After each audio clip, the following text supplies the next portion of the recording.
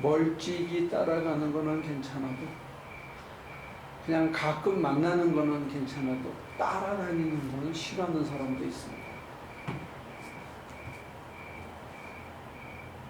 이거는 제가 엄청나게 개핑을 한 거지만 목회 경험을 보면 멀찍이 따라가는 사람들은 많아요. 멀찍이. 그리고 예수님을 이렇게 구경 삼아 한 번씩 와서 일주일에 한 번이든지 한 달에 한 번씩 뵙고 가고는 싶어 해. 그러나 예수님이랑 같이 사는 거는 싫어요.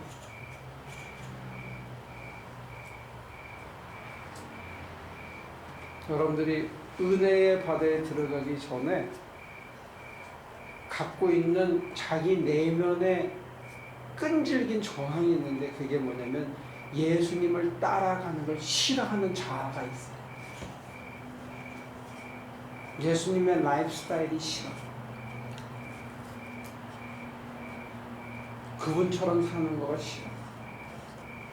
우아하고 고상하고 폼나게 살고 싶어 하는 게 강해가지고 예수 따라가는 건 싫어. 와서 가끔 뵙고 좋은 말씀 듣고 격려받고 인생의 바른 길이 뭐다 하는 거, 안철수 선생님처럼 이렇게 한 번씩 정답을 얘기해 주는 거 그걸 듣고 막 웃고 카타르시스는 원하는데, 진짜 그렇게 사는 거는 노 하는 사람들이에요. 이게 영적 체험에 있어서의 가장 큰 장애물 중에 하나입니다.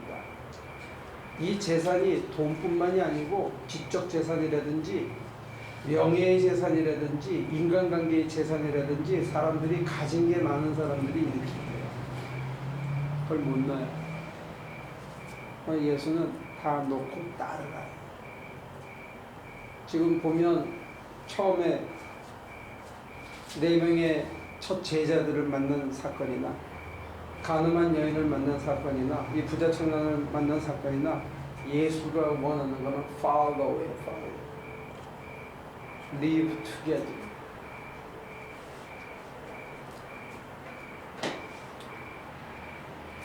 네, 지금 이 청년을 보면 가진 게 많은 용도로 인하여 못 쫓아요. 여러분들 기도 생활할 때 자기 내면에 이런 게 있다는 것을 인지하시고 그걸 잘 경계해야 될 거예요. 빅터 프랑클의 얘기대로 한다면 이게 어떤 사람에게 정말 하잘것없는 거예요. 그러나 그 사람에게는 의미의 근원이기 때문에 못 놓는 게 있어요.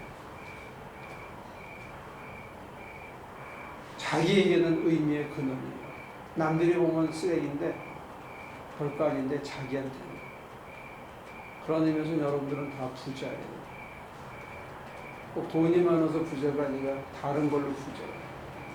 그거를 놓고 예수가 따르라는데 못 따라요. 제가 보면 예수님 따르는 거 싫어해요.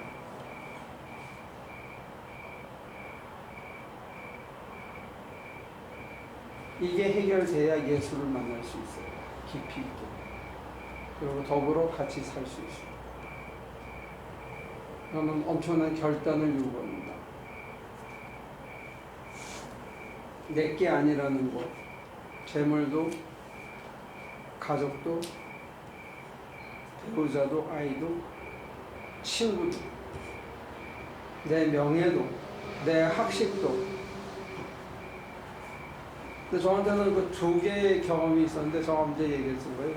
스트로크를 당하니까, 지금도 조금 전에 그런 게 있겠지만 제가 사람 이름을 거의 잊어버렸어요. 제가 읽은 책의 학자들의 이름을. 어떤 브레인 셀에 뭐가 그 부분은 사람 이름 기억하는 셀이 있나 봐. 그게 이렇게 맛이 갔어. 그 사람 이름이 기억이 잘 안 나. 그리고 이제 입에서 침을 지지 흘리니까 이게 박사학위 받은 게 아무 소용이 없어. 강의가 안 되니까. 하루아침에 기억력이 없어지고 외웠던 게. 2번째 경험은 뭐냐면, 지금 벌써 10몇 년째 하고 있지만 처음에 제가 깡통을 얻을 때 야 신났어요. 별게 다 나오는 거야. 막 스테이크 나오고.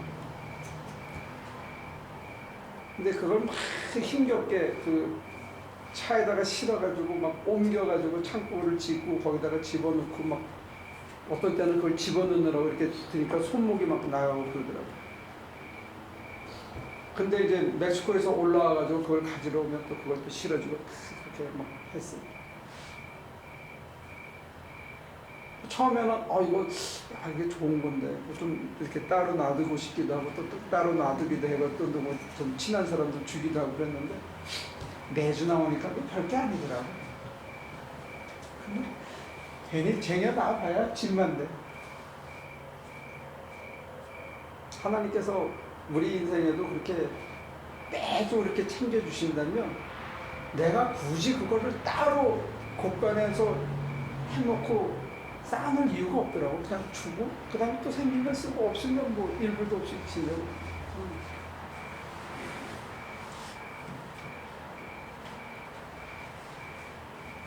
저한테는 그런 실질적인 체험이 제가 철학으로 공부했을 때 하나님의 원초적인 목적을 나의 모든 삶의 목적으로 삼고 하나님 앞에 나를 반하해서 그분이 나를 이끄는 대로 살아간다 하는 그런 이론적인 얘기가 구체적인 삶에서 이렇게 저한테는 이렇게 접목되는 걸 본 거죠.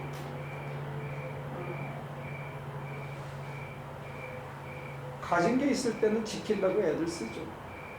근데 별로 지킬 게 없어지면 의외로 겁도 없어져요.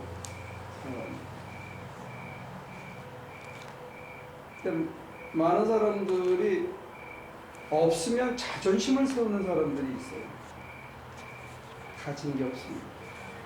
내가 보면 불필요한 짓이에요.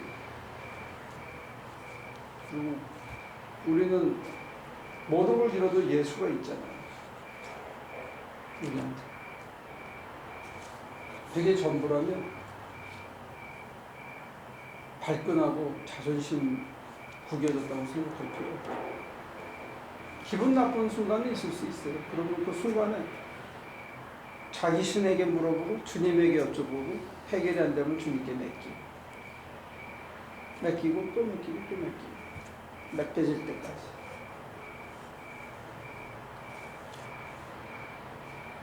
이게 기도 생활이다 저는 그렇게. 자, 거의 다 했습니다. 여러분들 하신 얘기 있습니다. 여러분들은 이 세 유형 중에 어떤 유형에 해당합니까? 미스터 변은 어디에 해당한 것 같아요? 아직도 젊은 것 같아요. 네? 아직도 젊은 것 같다고요. 젊은 것 같아요? 네, 젊은 쪽에 너무 가깝지 않을까.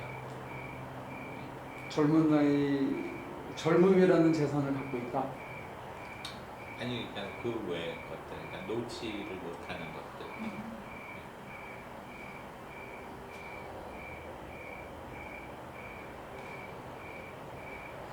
모니카 씨는 어떤 세 가지 유형 중에 어디에 가까워요?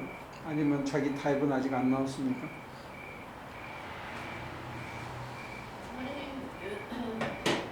저는 목사님 아까 이제 얘기할 때 너무 알던 이야기였지만 그 마리아라고 추정되는 그 여자 생각을 해보면 상상을 해보면 그런 것 같아요. 다시는 나도 너를 정죄하지 않으니 다시는 죄를 짓지 마라. 그러니까 자기가 목숨이 구해진 것도 얼떨떨해서 잘 얼떨한 와중에 이런 일을 잘 인지 못했을 수도 있는데 사람들이 다 떠나고 난 다음에 그 한마디가 그러니까 여자한테 그냥 남아졌을 것 같아요. 그럼에도 불구하고 이 여자가 자기 살던 마을로 다시 돌아가서 먹을 것도 먹었을 거고 잘 것도 잤을 거고 알던 사람들도 있었을 거고 그 생활을 다시 돌아갔을 때는 일단 그렇게 마지막에 들은 그 말씀 때문에 매 순간 자기 생활을 다시 돌아가서도 많이 애썼을 것 같기는 해요. 근데 그 여전히 자기를 보는 그 사람들은 그 사건들을 너무 기억을 하고 있을 거고 또 자기가 돌아가야 할 곳도 예전에 있었던 그곳이었을 것 같고 그러니까 그 과거와 만나고 난 이후의 그 생활들에서 마지막으로 던져주신 그 말씀 때문에 많이 변했을 것 같긴 하지만 되게 힘들었을 것 같아요. 이제 많은 사람들은 이제 떠나죠. 근데 그 좋은 걸 지적했는데 예수님의 방식 중에 하나는 길기레아 다소로 다시 돌아가게 하죠. 바울도. 그러니까 지금 그거는 좋은 포인트인데 그 여자가 다시 돌아갔다. 사람들은 여전히 색안경을 끼고 보고 온갖 가습은 당하는데 그게 언제쯤 되면 희석되겠어요? 언제쯤 되면? 10년? 20년? 제 마음속에는 그 순간에 사라졌을 거라는 생각이 아니 들어요. 사람들이 사람들도 지금 모니카 씨가 죽을 이제 때까지 갈 것 같아요. 예전에 목사님이 설교하신 것 중에 어떤 마을의 양도들을 십자가라고 그러죠. 피라고 그렇게 해놓은 거를 세인트라고 나중에 읽었다고 얘기하신 그 세월이 가려면 남은 밤 죽을 때까지일 것 같아요. 그거 너무 분하게 생각하거나 억울하게 생각하지 말고 남들이 뭐라고 하든지 간에 그 사람은 늘 주님을 만나고 느끼고 살아간다면 남들이 자기를 어떻게 보느냐가 그렇게 중요하지 않게도 여겨질 수 있고 남들이 나를 보는 게 나를 살리는 것은 아니라는 거죠. 아니 그러니까 그 남들의 시선이 나를 힘들게 하는 게 아니라 정작 이런 말씀을 받은 사람한테는 그러니까 본인은 그러니까 달라졌다고 새로워졌다고 생각하고 그렇게 살고 있는데 그 아무 누구도 안 알아줘도 아무 상관이 없어져요. 아니 그 상황들이 전혀 상관이 없다니까. 누가 뭐라 그러는 게 그게 띄지. 그게 생각이 나면 사가 살아나는 거예요.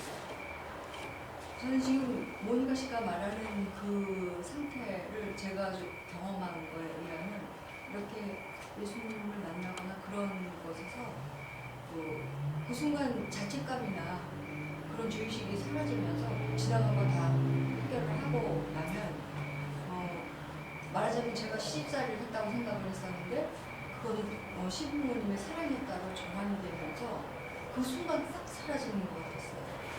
제가 제 경험을 의하면 그러니까 목사님 말에 적극 동의하는 것이 없어지고 아무 의미 없어요. 사람들은 믿어주고 의심하고 동시에 다 해요. 놀래기도 하고. 그러다가 10년에 한 번 실수하면 봐라 그 인간이 결국 뭐 변하긴 뭘 변했나 이렇게 욕하죠. 근데 그거 사람들이 어떻게 생각하느냐는 평판도 중요하겠지만 또 특히 자식이나 주위의 사람들이 자기를 어떻게 보느냐도 중요하겠지만 그거에 구애받지 않고 열심히 살다가 보면 남이 나를 어떻게 생각하느냐가 그렇게까지 중요하지 않게 되는 때가 온다는 거죠. 아니 제가 말씀드리고 싶은 거는요. 남이 나를 어떻게 보는지 그 시선이 아니라 그러니까 나는 새로워졌다고 생각이 되고 변했다고 생각하지만 결국 그 옛날에 그 내가 넘어졌던 데로 다시 돌아가서 그 살 때에 제 스스로 그것들을 다시 만나게 된다는 게 이거 어떻게 설명해?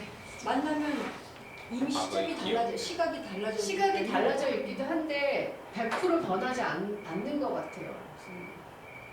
아까 저한테 둘 다 해야 돼. 더 깊은 체험을 지속적으로 가야 돼서 다시 힘을 충전해서 또 부딪혀야 되고 또 그래서 만남 이후에는 정말 whole different world가 보이고 달라진다고 생각을 했었는데 그런 때도 있지만 그렇지 않은 날을 볼 때도 있더라고요. 이게 그러니까 아무 생각 없을 때도 있지만 생각이 또 많아질 때도 왔다 갔다 하더라고요. 두 가지를 나눠서 얘기할게요. 하나는 뭐냐면 더 영적으로 더 깊어지면 그게 훨씬 더 격차가 줄고 엷어진다는 거 하나. 두 번째는 아무리 우리가 영적으로 깊어지고 따라가더라도 여전히 우리에게는 가라지가 끊임없이 나오고 우리가 저항이 생기고 제일 무서운 영적 도전 중에 하나는 나태예요. 안팎으로 끊임없이 있어. 그러니까 그거는 오히려 우리가 하나님한테 기대게 되는 더 좋은 계기가 되기도 하죠. 사람들이 뭐라는 게 중요한 게 아니고 내가 어떻게 이렇게 됐지? 이상해. 진짜 놀랍네. 자기가 놀랄 수도 있죠. 그리고 하나님께 감사한데 어떤 때는 푹 다운이 돼가지고 정말 또 유혹받기도 하고 그럴 수도 있어요. 근데 그거를 당연시해야 되는 거예요. 그게 인간이라는 거예요. 끊임없이 하나님 앞에 가는 날까지 끊임없이 넘어지고 끊임없이 실수하고 다운되기도 하고 내 속에서 유혹이 생기기도 하고 그런다는 거예요. 끊임없이. 그게 한 차원이고 그때 제일 무서운 것 중에 하나가 낙태라는 거예요. 우리로 점점 꼭 그렇게까지 지랄하면서 예수 믿어야 되냐 이렇게 해서 점점 쉽고 편하게 가게 하는 그런 유혹이 한편에 있고 다른 하나는 바로 그것 때문에 우리로 하여금 더 깊은 체험에 들어가게 해요. 그래서 그것이 점점 얇아지는 거죠. 그러니까 그거는 아직 우리가 먼 길을 가지 않았기 때문에 이렇게 높은 산에 가는데 여기만 하더라도 들판하고 전혀 다른 계곡물 좀 봐라 이런 게 있지만 올라가면 또 숨이 깔딱거리는 마른 곳도 나오고 암벽도 나오고 또 더 깊은 계곡도 나오고 또 기어 올라가면 저 넓은 정상에 큰 호수도 만나고 다양해요. 하나님의 산은. 그래서 그 토마스 머튼은 7층 산이라고 해요. 7층. 하나님의 자리까지 가기. 계속하세요. 계속하는 게 중요한 거고. 저는 오늘 여러분들에게 강조하는 거는 그리고 아무 말도 하지 않았다. 그리고 아무것도 바랄 것이 없었다. 그냥 주님 한 분만으로 좋겠다. 이런 세상이 있다는 거예요. 거기에 한번 여러분들이 들어가 봤으면 좋겠어요. 하나님 수요일날 이렇게 모여서 속 있는 얘기를 하고 또 우리가 얼마나 연약하고 허약한지도 서로 또 내려놓았습니다. 저희도 진정 주님을 만나기를 원합니다. 오셔서 위로하시고 깨우쳐 주시고 깊이 하나가 되어서 정말 믿음의 사람이 어떻게 살아가야 하는 것인지 그 영광을, 그 축복을 우리가 누리고 맛보고 세상의 삶이 어떤 형태가 되든지 간에 많은 사람들에게 이 소망을 전할 수 있는 저희 삶이 되게 하여 주옵소서. 예수님의 이름으로 기도합니다.